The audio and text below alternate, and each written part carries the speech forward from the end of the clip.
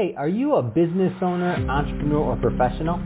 If so, we want you to apply to be a featured guest on our show.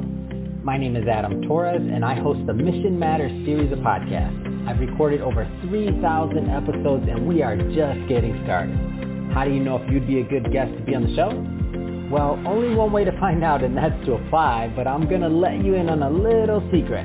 We want guests that have a story to tell, guests with a brand, a product, or a service that can benefit my audience of listeners. If this sounds like you, go to missionmatters.com and click on Be Our Guest to apply. I'd love to talk to you and get to know more about your story. Again, head on over to missionmatters.com and click on Be Our Guest to apply. All right, now let's get into the show. Hey, I'd like to welcome you to another episode of the Mission Matters Business Podcast, your source for all things business. My name is Adam Torres. You can follow me on Instagram at AskAdamTorres. Keep up with my book releases, book tour schedule, signings, all that other good stuff. Always love to connect with you there. And as always, if you'd like to apply to become a co-author of one of my upcoming books, just head on over to the website, missionmatters.com, and click on Become an Author to apply.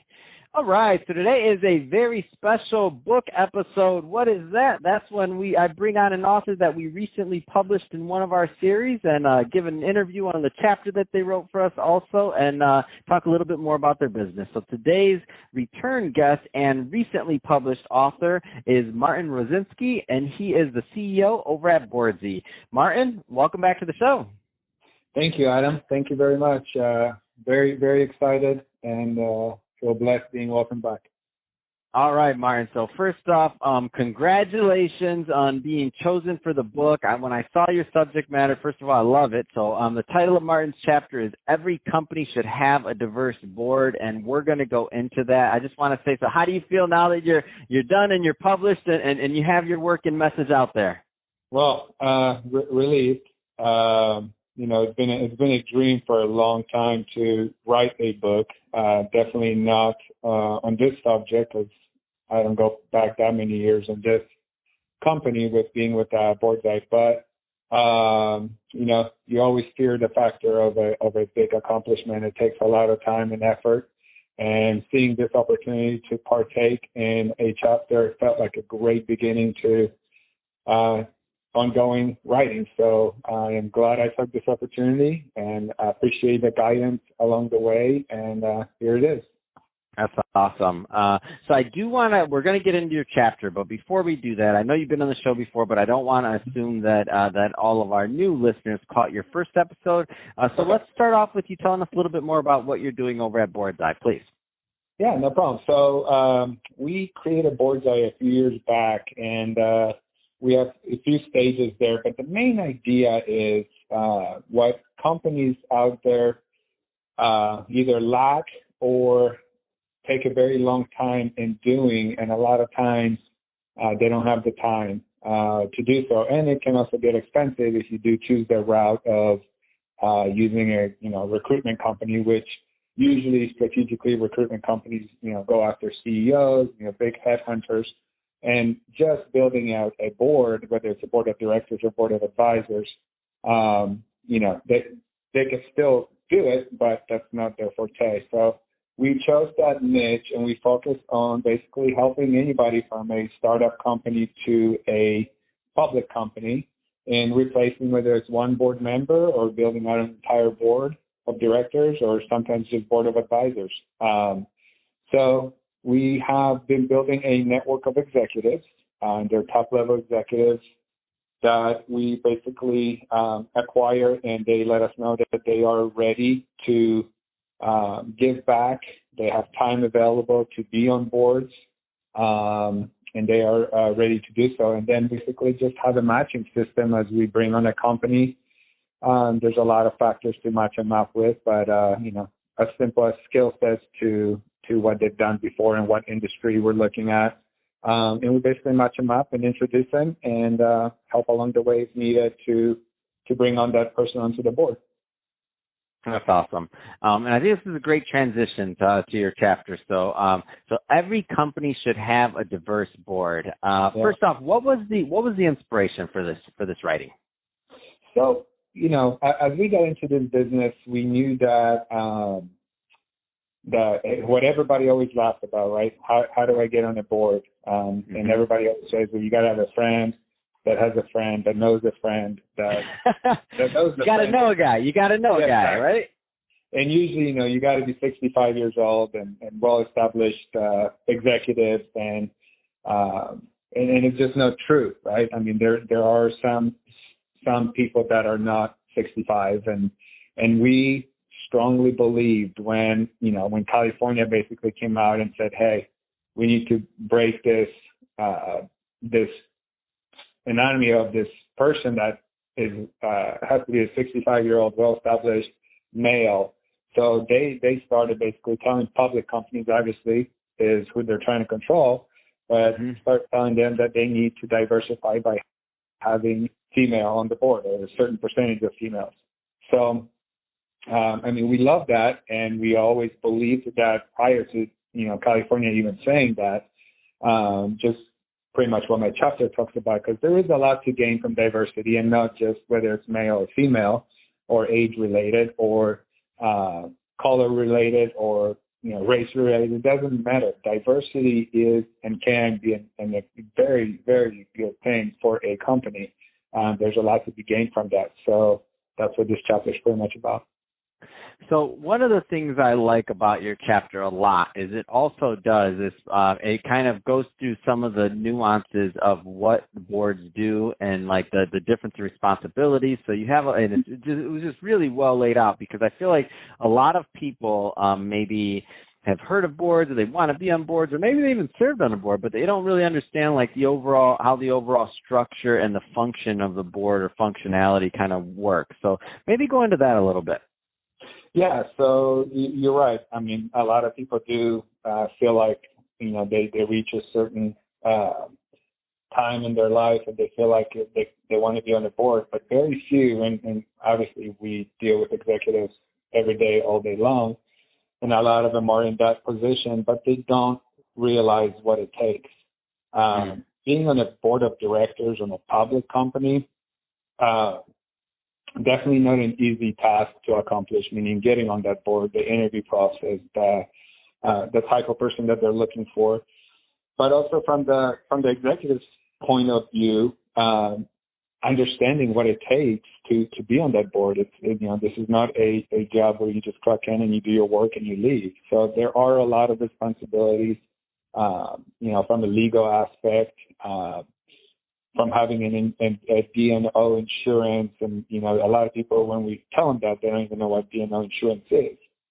So, which is fine. It's a learning curve, and a lot of times what we also tell them is board of advisors might be a better beginning, so you start understanding the concept, the idea of being on a board, but it's not such a structured board, very, very formal. So there are definitely two options for executives to gain that experience. And lastly, we are building a training module that will actually help executives understand even further all the details that they will need to know to be ready to be on the board.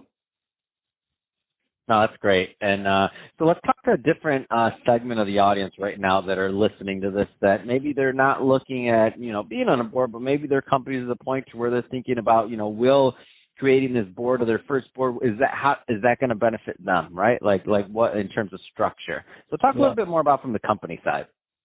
Awesome. Love this side. We love both sides. I mean, we love seeing people grow, but watching a company just smile when they find that executive that they get back to us, they're like, I can't believe you made this happen.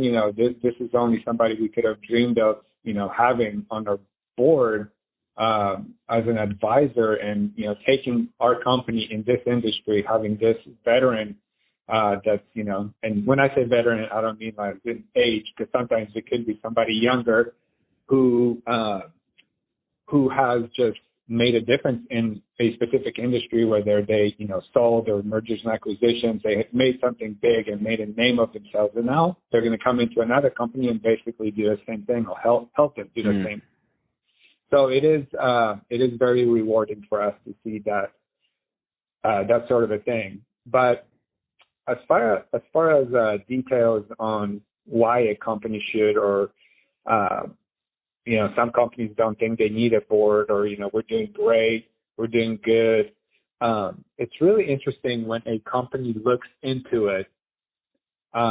We have a few of those, that looks these. They come in and they're like, well, maybe I just don't know if this is for us.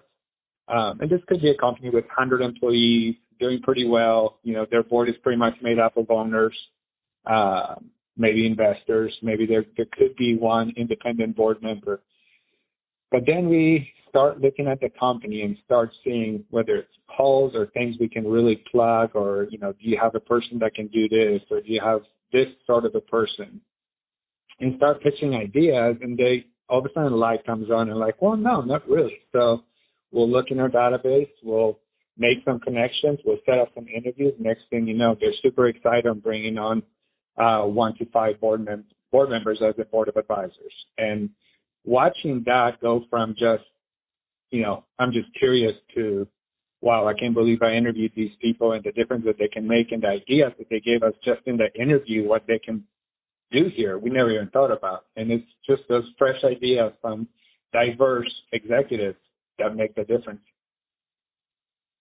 No, that's a big deal. I love it, and I think it kind of opens up the mind of people listening in terms of whether they want a board, they need a board, or from one side, but also the other side is whether they should serve on a board, and especially because part of your chapter, of course, is about diversity. Also for people from different backgrounds to consider serving on boards, because I feel like that stigma that you mentioned, have to be 65, have to be this, have to be that, like that's in people's heads, and there's a lot of other backgrounds that could serve well and do very well, helping other companies by leveraging their expertise, which maybe they weren't even necessarily considering.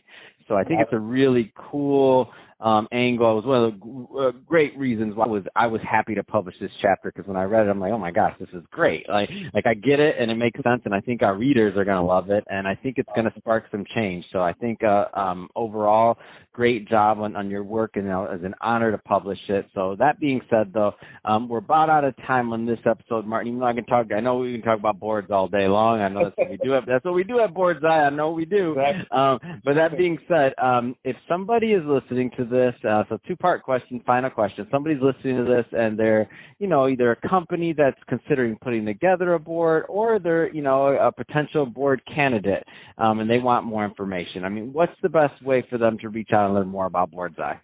Yeah, really easy. I mean, 2 ways. Either go to boardseye.com, schedule an appointment with us. There's a couple links on there to do so. If you're a company looking for board members, there's also a page in there dedicated to companies with a short form, or quite simply send us an email at info@boardseye.com, and we'll be there to answer. Fantastic. Well, Martin, really appreciate you coming back on the show, and congrats again for being chosen for the book. Awesome stuff there. And to the audience, as always, thank you for tuning in. Hope you got a lot of value out of this. If you did, don't forget to subscribe to the podcast, leave me a review on the Apple iTunes Store. And if you're watching this on our YouTube channel, Mission Matters Money, definitely give us a subscribe there, but also leave us some comments on the comment section. Love to know what kind of projects and things that you're working on. And Martin, thanks again for coming on the show. Thank you, Adam. Talk to you soon.